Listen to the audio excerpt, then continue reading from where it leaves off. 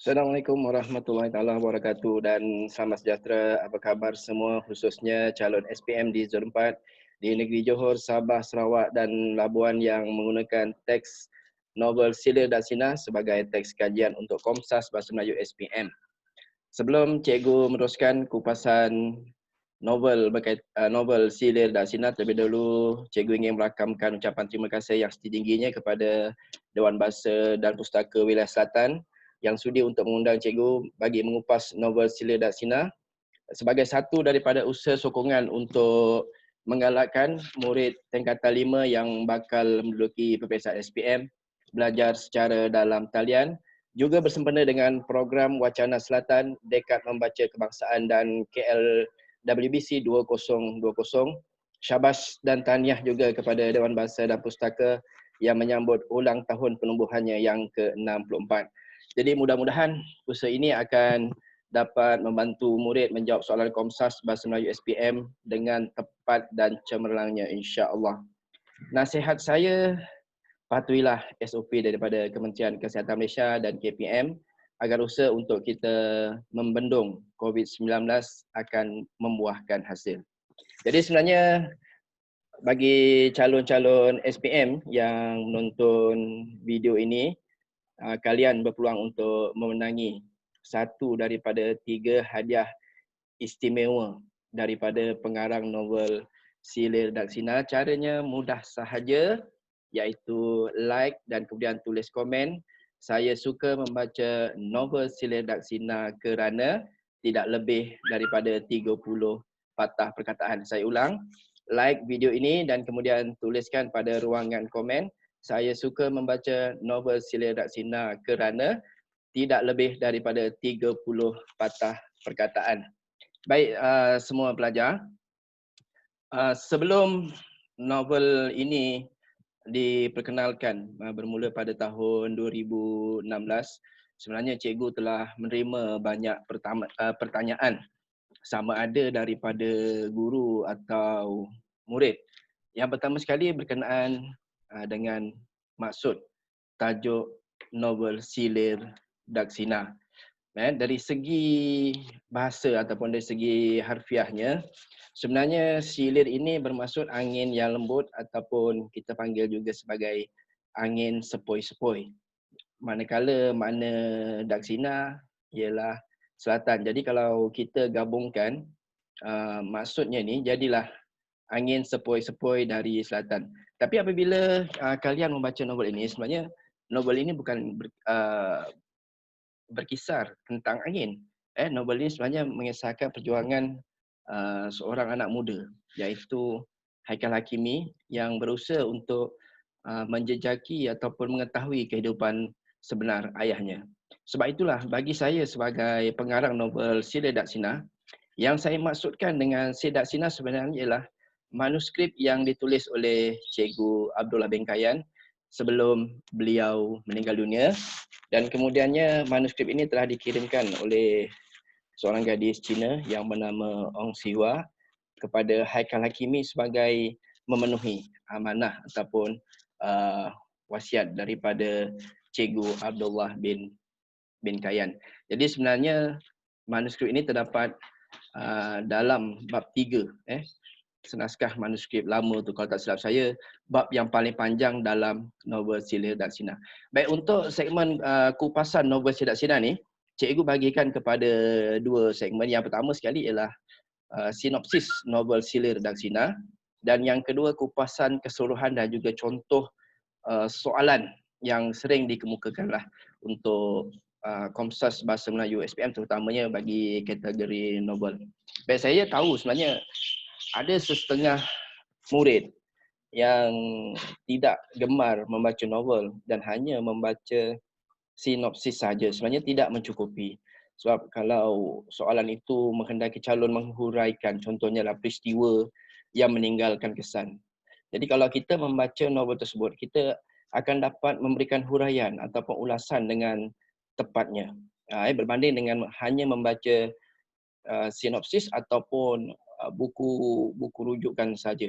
Baik, jadi sinopsis novel Sila dan Sina ni sebenarnya cikgu bahagikan kepada 2 bahagian. Yang pertama sekali ialah sinopsis keseluruhan novel, dan yang keduanya sinopsis mengikut bab, iaitu dari bab 1 hinggalah bab 16. Jadi kalau kamu telah pun membaca novel ini, secara keseluruhannya, sinopsis secara keseluruhannya, Haikal Hakimi menerima senaskah manuskrip daripada orang yang tidak dikenalinya. Dia tak tahu siapa Ong Siwa, dan cuma yang dia tahu manuskrip itu ditulis oleh ayahnya, iaitu Abdullah bin Kayan. Jadi setelah membaca manuskrip tersebut, timbul keinginannya untuk pergi ke Johor untuk mencari apakah sebenarnya maksud manuskrip tersebut.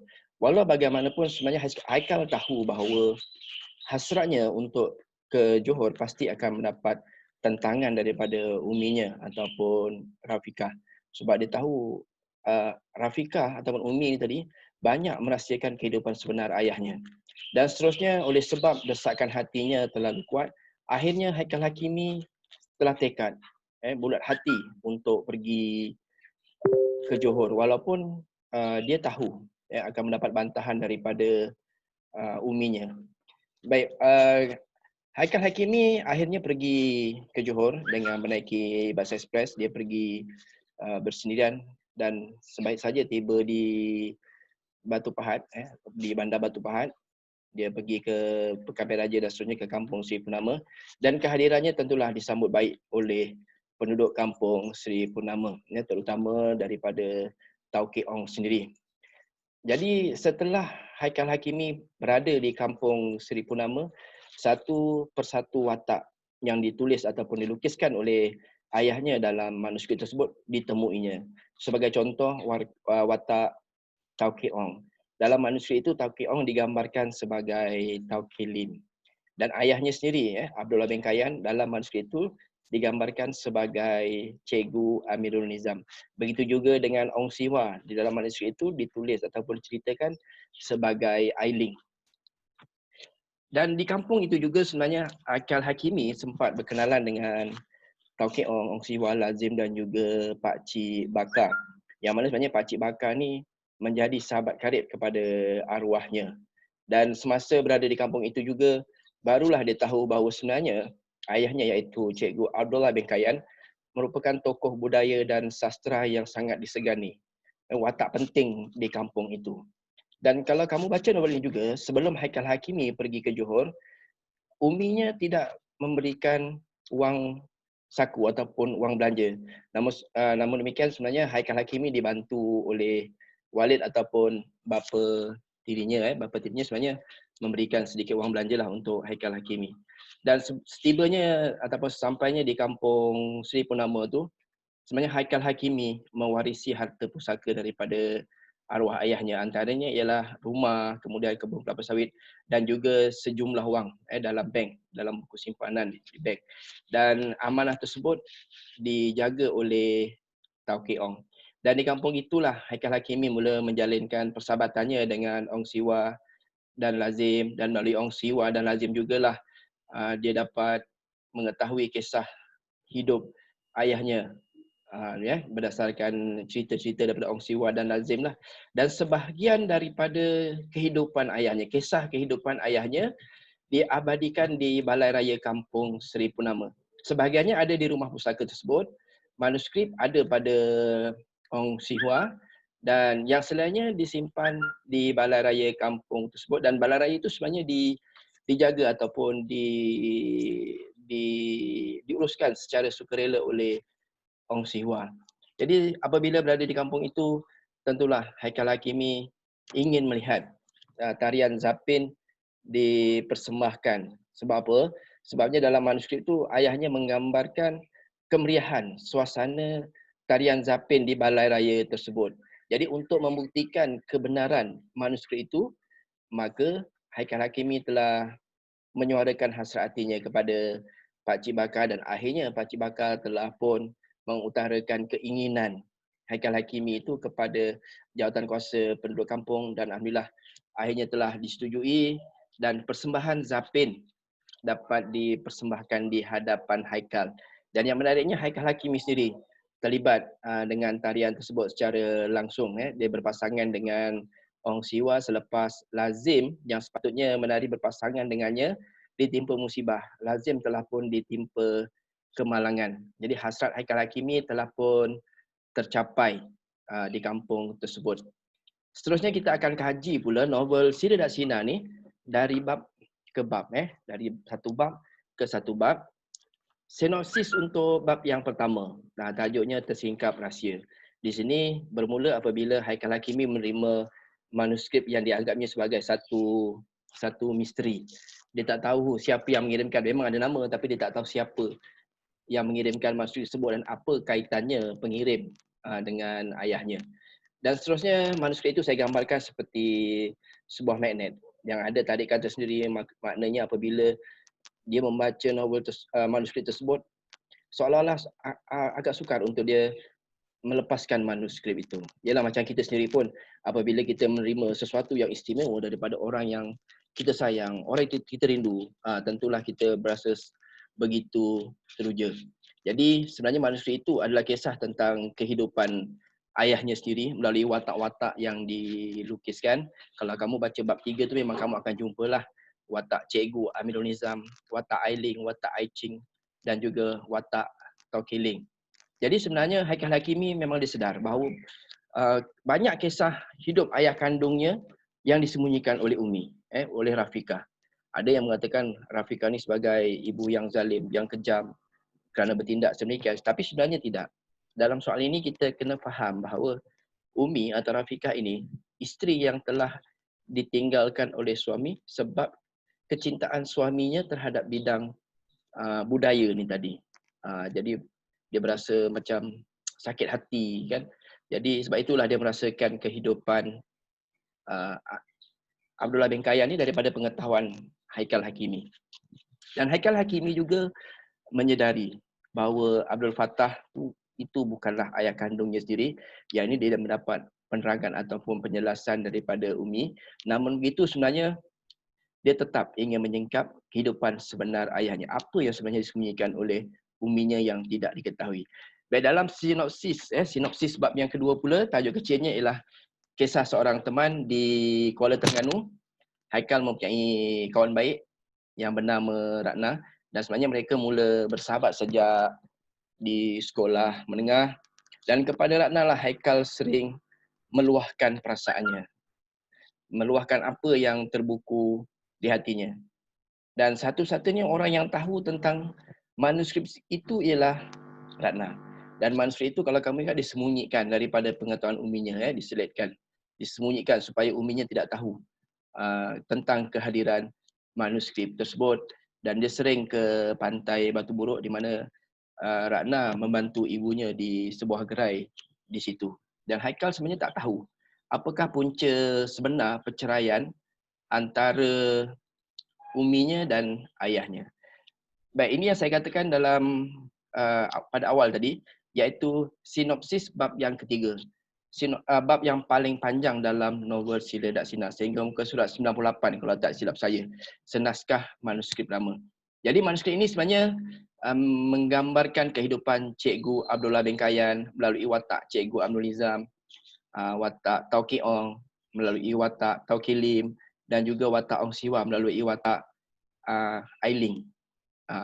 Dan sejarah kedatangan Tauki Lim atau Tauki Ong ke kampung itu ada dalam manuskrip ini. Dan sebenarnya dalam manuskrip ini juga digambarkan tentang kerinduan Cikgu Aminul Nizam terhadap anaknya iaitu Aiman. Oleh sebab terlalu rindu, terlalu sayang, maka Cikgu Aminul Nizam ni tadi telah menganggap Ailing itu seperti anak kandungnya sendiri.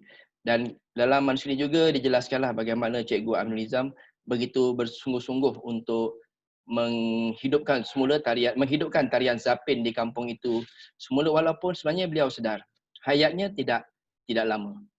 Seterusnya kita ke bab yang keempat, iaitu Desakan Hati. Dan setelah membaca manuskrip itu, keinginan hatinya untuk pergi ke Johor semakin kuat, semakin memuncak. Walaupun sebenarnya perasaannya berbelah bagi. Dia nak pergi, tetapi pada masa yang sama dia memikirkan Uminya. Sebab dia tahu Uminya memang akan menentang hasratnya untuk pergi ke Johor, apatah lagi hendak menjejaki kehidupan sebenar ayahnya. Sebenarnya Umi bimbang, Umi bimbang rahsia yang selama ini disembunyikan akan terbongkar. Dan kepada siapa sebenarnya Haikal meluahkan perasaannya kepada Ratna. Sebab dia memberitahu Ratna bahawa manuskrip itu seolah-olah menceritakan kehidupan ayahnya yang sebenar. Dan Haikal ni kalau kita perhatikan, dia mewarisi kebolehan ayahnya.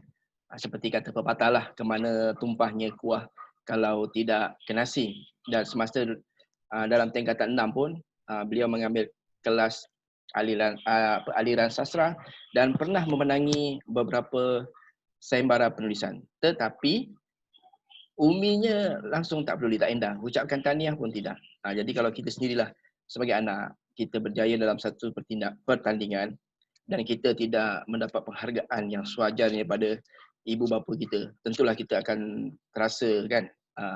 Jadi begitulah apa yang dialami oleh Haikal Hakimi. Seterusnya kita pergi ke bab yang kelima, iaitu rindu. Dan apabila Haikal Hakimi menerima manuskrip itu, dia menganggap manuskrip itu seperti teman setianya. Dia tak boleh berenggang, dia asyik nak baca je manuskrip tersebut kan. Macam kamulah kan, bila dapat teks novel Sila Dat Sina ni, sayang betul dengan novel Sila Dat Sina. Asyik nak baca je kan. Kalau nak baca novel ni sebenarnya, saya selalu ingatkan kepada calon-calon SPM. Kalau kita nak mengkaji sesebuah novel, tak cukup dengan membaca sinopsis saja ataupun mendengar cerita daripada guru. Kena baca. Saya suka gunakan istilah membaca buku tu dari kulit hadapan hingga kulit belakang. Sebab kalau kita lihat pada bahagian kulit hadapan novel ini pun, sebenarnya ada murid yang tanya cikgu, "Cikgu, apakah maksud grafik pada kulit novel Silir Daksina?" Sebenarnya ada jawapan lah. Ada jawapan yang itu cikgu akan kupas kemudian. Sebab lazimnya kulit sesebuah buku ataupun novel ada kaitan dengan kandungan ataupun cerita yang hendak disampaikan dalam novel tersebut. Dan kalau kita perhatikan, sebenarnya Haikal ni dia tak ada langsung kenangan hidup dengan ayahnya. Sebab tu bila dia baca novel tu, nanti kamu akan jumpa bagaimana dia berasa cemburu pada Ong Siwa. Sebab Ong Siwa ni dia dapat hidup dengan ayahnya. Banyak kenangan antara Ong Siwa dengan ayahnya, walaupun Ong Siwa tu bukan sesiapa pun, tak ada hubungan darah dengan ayahnya. Dan dia sebagai anak kandung langsung tak ada peluang untuk merasai kasih sayang daripada ayahnya. Dan pada satu ketika tu, setelah dia membaca manuskrip tu, dia terbayang-bayang kehebatan tarian Zapin yang dipersembahkan oleh ayahnya di kampung tersebut. Sebenarnya kalau kita baca, kita teliti, konflik antara Haikal ni dengan uminya tercetus disebabkan Haikal ni tidak minat untuk menceburi bidang perniagaan. Kita tahu bahawa uminya ataupun Rafiqah ni mempunyai kilang batik, perusahaan batik di Kuala Terengganu, dan umi ni mengharapkan Haikal Hakimi ataupun anak yang tadi mewarisi perniagaan tersebut. Tetapi Haikal tak berminat. Dia minat dengan sastra, dia minat dengan budaya. Dan Haikal pun ada perasaan terkilat sebab sewaktu ayahnya meninggal dunia, dia tidak berkesempatan untuk pergi ke Johor untuk menatap wajah ayahnya untuk kali yang terakhir. Kebetulan pula pada masa itu dia sedang menduduki peperiksaan UPSR. Maknanya ayah Haikal Hakimi ni tinggal semasa dia berusia 12 tahun. Berusia 12 tahun. Baik, seterusnya kita pergi ke bab yang ke-6. Satu ketetapan tajuk kecilnya. Haikal Hakimi telah mengambil keputusan, tekad. Dia rasa tekad untuk pergi ke Johor, dan ketika inilah berlakunya pertengkaran ataupun pertikaman lidah antara Haikal dan uminya. Dan semasa bertengkar itulah Haikal membongkar perkara yang selama ini dirahsiakan daripada pengetahuannya. Jadi tentulah umi berasa terkejut. Bagaimana Haikal boleh mengetahui kisah tersebut? Dan sebenarnya Haikal hanya menyebutkan perkara-perkara yang berlaku dalam manuskrip itu. Haikal pergi ke Johor juga, dia dihantar oleh Ratna hingga ke stesen bas walaupun Walid ataupun Abdul Fattah tadi menawarkan himanya untuk menghantar Haikal, tapi Haikal tak mahu. Sebab dia tahu kalau misalnya katalah ayahnya ni yang menghantar, ayah tiri ni tadi yang menghantar dia ke stesen bas, akan berlaku pula pertikaman lidah antara ayah tirinya dengan uminya. Jadi lebih baiklah dia meminta Ratna yang menghantarnya ke stesen bas.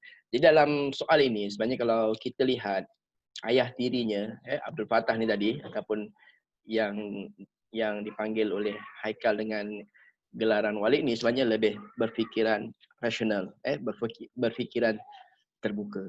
Mungkin disebabkan sama-sama lelaki kan. Tentulah orang lelaki lebih memahami jiwa lelaki. Okey, seterusnya sinopsis bab yang ketujuh, perjalanan yang jauh. Yang dalam bab ini saya gambarkan perjalanan Haikal pergi ke Johor dengan menaiki bas ekspres. Saya gambarkan beberapa buah bandar di sekitar Terengganu. Sebenarnya yang ini adalah pengalaman saya sendiri. Kali pertama saya sampai di Kuala Terengganu, sebelum sampai di Kuala Terengganu sebenarnya saya terpegun apabila sampai di bandar Paka dan juga Kerteh kalau tak silap saya, yang menjadi tempat loji penapisan petroleum dan gas. Kawasan tersebut kan terang benderang. Jadi saya gambarkan seolah-olah macam bandar makhluk asing. Saya tak pernah nampak dengan sebuah bandar pada waktu pagi sebenarnya. Saya sampai lebih kurang dalam pukul 4.30 pagi begitu. Saya macam terkejut. Saya berhentikan kereta di bahu jalan dan saya tengok. Kemudian saya terbayang pula satu filem yang pernah saya tonton. Kalau tak silap saya filem The Abyss lah tak silap saya kan, yang bandar makhluk asing yang di bawah laut, kan bercahaya macam itulah. Jadi sebab itulah saya gambarkan bandar tersebut seperti bandar makhluk asing. Dan Haikal lagi sebenarnya tak nak melelapkan mata pun sebab dia nak menikmati perjalanan tersebut, tapi akhirnya dia terlena juga apabila mendengar alunan lagu yang agak perlahan. Seterusnya dalam bab yang ke-8, tiba di kampung. Haikal Hakimi tiba di stesen bas Batu Pahat sebelum subuh. Jadi sebelum dia bergerak ke kampung Seri Purnama ni tadi, dia menunaikan solat. Baik, kalau kita lihat di sini, dari segi watak Haikal Hakimi ataupun kita boleh kaitkan juga dengan nilai, sebenarnya Haikal seorang yang taat ataupun patuh akan perintah agama. Ini satu daripada watak yang ada pada Haikal. Jadi kampung Seri Purnama pun dia bersembahyang di masjid yang tidak jauh daripada warung Wak Min dan juga Mak Menah. Dan pada pagi itu dia pergi ke kampung Seri Purnama menaiki sebuah teksi yang dipandu oleh Pak Cik Saleh. Pak Cik Saleh ni pada sebelah siangnya bekerja sebagai tukang kayu dan pada sebelah malamnya membawa teksi. Begitulah untuk melangsungkan kehidupan. Dan dia berhenti di sebuah warung yang terdapat di kampung Seri Purnama tu, warung Wak Min dan Pak Menalah, pasangan suami isteri. Dan apabila dia tiba di situ, dia beritahu dia nak jumpa dengan siapa, dan pemilik warung tersebut memintanya menunggu situ kerana Tau Kek Ong akan datang ke situ pada setiap pagi untuk bersarapan. Dan tentulah saja apabila Tau Kek Ong melihat kehadiran Haikal, dia berasa macam terkejut kan. Tiba-tiba datang pula anak kawan baiknya sendiri. Tentulah dia berasa sangat seronok dan gembira. Dan selepas bersarapan, Tau Kek Ong membawa Haikal Hakimi ke rumah pusaka peninggalan Cikgu Abdullah bin Kayan. Dan ketika berada dalam rumah itulah dia menyaksikan sendiri sijil-sijil dan juga gambar-gambar ayahnya yang tergantung pada dinding di rumah tersebut. Dan Haikal menyedari bahawa ayahnya sebenarnya bukanlah orang yang biasa-biasa. Orang ayahnya mempunyai bakat dalam bidang penulisan dan juga tokoh budaya yang tersohor di kampung tersebut. Selanjutnya kita kupas pula bab 9, bab pertemuan. Antara watak yang ingin ditemui oleh Haikal Hakimi semasa berada di kampung tentulah Ong Siwa. Sebab dia tahu yang mengirimkan manuskrip tersebut ialah Ong Siwa, dan tentulah dia ingin menemui Ong Siwa. Dan hajatnya itu tertunai apabila Tau Kek Ong telah membawa Ong Siwa ke Pekan Parit Raja. Mereka makan di sebuah restoran yang terkenal dengan makanannya yang lazat lah. Kalau tak silap saya, mereka makan kari kepala ikan. Dan Ong Siwah ni juga meminati ataupun menyukai makanan yang pedas. Dan dia juga pernah merasai kan masakan yang dimasak oleh Cikgu Abdullah bin Kayan. Yang ini yang menyebabkan Haikal Hakimi berasa agak cemburu